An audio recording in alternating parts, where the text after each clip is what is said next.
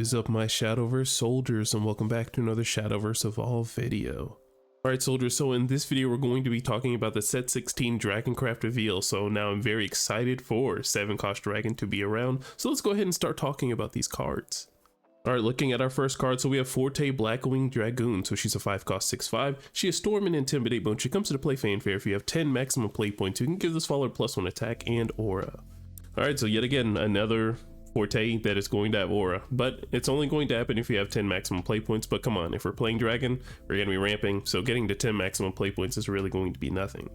Alright, now I just realized, reading the entire ability, how exactly do you remove this card? Because you're going to have to use some sort of board wipe that's going to allow you to like do at least 5 damage to the entire board. But of course, when we get into late game with 10 maximum play points, definitely that's going to happen for our opponent, of course. But I'm not really sure. That's going to actually be pretty good if you're able to play this. Alrighty, but next up we have Bernite on Otheime of Flame. So she's a 7 cost 5/5. When playing this card, if there are at least 4 Dragoncraft cards that cost 7 or more in your cemetery, this card costs 2 less. Now you can evolve it from 1, but when it comes to play fanfare, you can discard a card, select enemy fallen in the field and deal it X damage. X equals the discarded card's cost, and then you can draw a card. Alright, so it looks like we're going to be having a 5 cost card that allows us to discard a card and then select the enemy following the field and dealing it X damage equaling to whatever cost card that it is. And taking the fact that we're going to be playing a whole bunch of 7 cost or more cards, we're probably going to be doing a lot of 7 or more damage in one turn. Alright, and looking at Bernite Evolve, so she turns into a 6/6, and at the start of your end phase, if there are at least 7 Dragoncraft cards that cost 7 or more in your cemetery, you can deal 7 damage each enemy leader. But on Evolve, you can discard a card and then select the enemy following the field and deal it X damage. X equals the discarded card's cost, and then you can draw a card. And then on Super Evolve, you can give your leader +5 defense. Alright, so essentially all you need to do is discard 1 more card before going for this whole entire playline, because you need the 4 to turn her into a 5-drop. You're going to have some extra play points to probably play a card that allows you to discard a card. You can evolve this card too, and then you're able to discard another card, and that'll give you the 7 that you'll need at the end of turn to deal 7 damage to the enemy leader. So this card does do a lot. It has removal, it does damage to leader, and then of course on Super Evolve it gives you extra defense as well. So this is a really decent card, and it replenishes your hand on each discard. Alright, next up we have Ael Draconic Prodigy. So she's 2 cost 1/1. You can evolve her for 1. You can activate only if Overflow is active for you, but when she comes to play fanfare, if there's a mount card on your field, you can increase your maximum play points by 1. Alright, so it's very good to see that Wasteland finally has some ramp in it. Let's see what the evolve looks like. Alright, and looking at the Draconic Prodigy Evolve, so she turns into a 5/5, but on Evolve you select a Wasteland follower with Evolve not named Ael Draconic Prodigy on your field, and you can evolve it. Alright, so this on Evolve is pretty good. You're probably most likely going to be evolving Reggie, because you're going for the Wasteland line. But if you're pretty spicy, I know there's a Drache kind of like combo that you can go with in the Draconic Duelist line, so if you want to look into that when playing this card, I feel free to. Alright, next up we have Luxfang Golden Note Ward. So it's a 3 cost 3/3. You can evolve her for 1.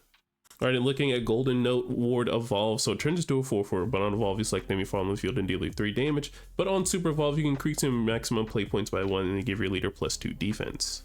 Alright, so Dragon players, listen up. So for the Super Evolve, it's not going to work for 7 play points, just a reminder. It's on turn 7 and turn 6, so do be mindful on what turn it's going to be. Just pay attention to what your opponent's play points are, and if you're both playing Dragon, then you really do have to pay attention to play points. But you do get your Super Evolve on turn 7 going first, and then on turn 6 going second.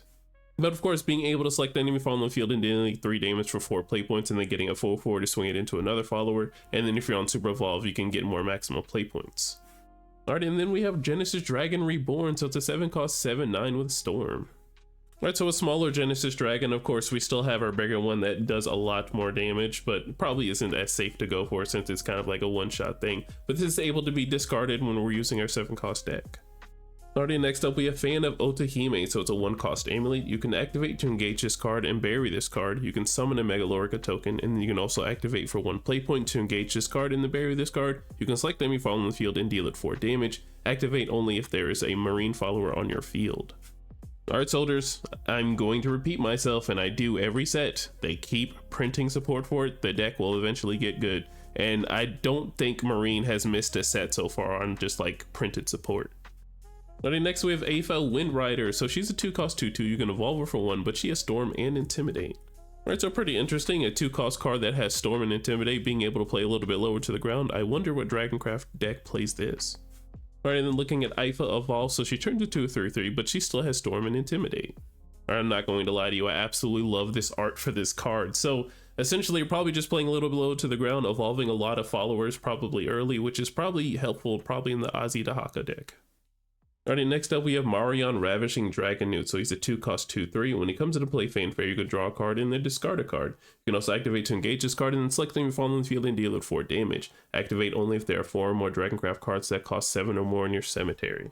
Alright, so it's looking like we're going to need at least 4 or more Dragoncraft cards that are 7 or more in our cemetery to really help us out here. So being able to deal 4 damage is really going to help us for at least 2 play points. But of course, playing it in tempo on turn 2, if our opponent doesn't really do anything, we're able to just go ahead and start filtering out with those 7-cost cards. Alright, next up we have Kit Luxfang Champion. So he's a 1-cost 2/1. When this card is discarded, you may place it into your EX area. But it also has Rush, and then Fanfare if Overflow is active for you, you can give this follower +1 attack and a Sail. Alright, so essentially playing this for 1 play point and then turning it into a 3/1 with Rush and a Sail, that's pretty good. Alrighty, and next up we have Zahar Stormwave Dragoon. So it's an 8-cost 4/4. When this card is discarded, look at the top 2 cards of your deck. You may reveal a Dragoncraft card that costs 7 or more from among them and add it to your hand. Put the rest at the bottom of your deck in any order. But when this card does come into play, you can look at the top 3 cards of your deck. You may summon a Dragoncraft follower not named Zahar Stormwave Dragoon from among them. Put the rest at the bottom of your deck in any order. Alright, so this card has a lot of value, so not only are you able to get the effects off of the discard cards that we're using to either ramp or deal damage or stuff like that, but we also do get the value of discarding from here and then looking at the top 2, and then finding a 7-cost or more to add to our hand. Not only on top of that, when we do play this card, we're able to look at the top 3 cards, play any bomb that's a Dragoncraft card from our deck, and just put it into play. Alright, next up we have Little Dragon Nanny. So she's a 2-cost 2/2, you can evolve her for 1. Alright, looking at the Dragon Nanny Evolve, so she turns to a 3/3, but once returned, whenever a Dragon's Nest is put from your field into the cemetery, you can summon a Fire Drake Whelp token. But on Evolve, you search your deck for a Dragon's Nest and then summon it and then shuffle. Alright, so we have a card that just literally searches out Dragon's Nest and then puts it into play, and then we have some value for getting rid of the Dragon's Nest by drawing a card and then healing, and then we get a Dragon Whelp token into the EX area. Alright, and let us look at the Fire Drake Whelp, so it's a 1-cost 1/1 with Intimidate. So this is an interesting little card. I wonder what's going to combo with it. Maybe every time you play like a Fire Drake Whelp, you like ping the enemy leader for 1 or 2 or something like that. That'd be pretty cool. Alright, next up we have Zel Windreader. So he's a 3-cost 3/3. When he comes into play Fanfare, you can select a Dragoncraft follower on your field, and if you have 10 maximum play points, you can give it Storm. Alright, so this has to be some type of crazy combo where you're going to be probably playing a 7-cost card that's not going to have Storm and have lots of other abilities, but then you can have 3 extra play points potentially to just, you know, play this and then give it Storm, and then potentially swing in for gain maybe. Alright, next up we have Silvercloud Dragon Rider. So he's a 7-cost 5/6, and when this card is discarded, you can spend 2 play points to summon a dragon token, and as ward, but when this follower does come into play Fanfare, you can summon a dragon token. Alright, so essentially you're probably just going to be discarding this to summon a dragon token onto the field to spend those extra 2 play points, but also this card also having ward can allow you to play defensive while also summoning a dragon token. Oh, and by the way, we still have the same 4-cost 5/5 dragon token. It's just the same as it always is, but we do have a new art for it. Alrighty, next we have Sword Snout Trener. So it's a 4-cost 5/5 and it has Rush, but if Overflow is active for you, you can give this follower Storm. I'm telling you, soldiers, they're prepping for the Marine support. I know there's somebody out there cooking with the Marine deck because this deck is slowly becoming real. Alrighty, next we have Golden Note Melody. So it's a 3-cost spell, so you can choose 1, and if a follower in your field evolve this turn, you can choose up to 2 instead. You can either 1, give your leader +3 defense, or 2, draw 2 cards. Alright, so those low costing followers that we were looking at, that might be something that we can kind of combo with, especially with extra 3 play points, and of course if we're going to be ramping, this will be a nice replenisher to our hand. Alrighty, and then we have our U for the set, so we have Forte Blackwing Dragoon. So of course with the new sort of like refresher for Shadowverse Worlds Beyond, of course we're going to have Forte to be the face of Dragon. And alrighty, soldiers, that was all of the cards for set 16 for Dragoncraft. I am ready for 7-cost to be here, and it seems like there's some extra cards running around that'll allow some decks to be free or to have more support here. Probably Marine, but I'm ready for this new set.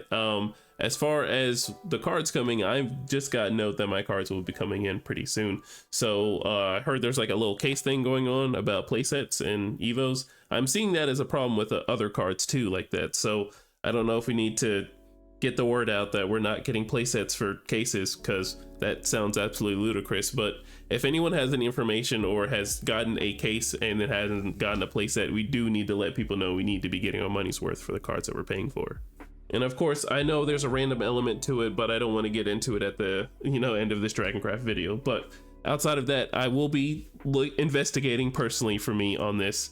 But make sure your soldiers are safe in whatever you do tonight, and safe whatever you do for the rest of the year. Make sure to like, comment, subscribe, and I will see you in the next one. Bye. Yeah, TRINN. Just to get you away. What I got to do, what I got to do.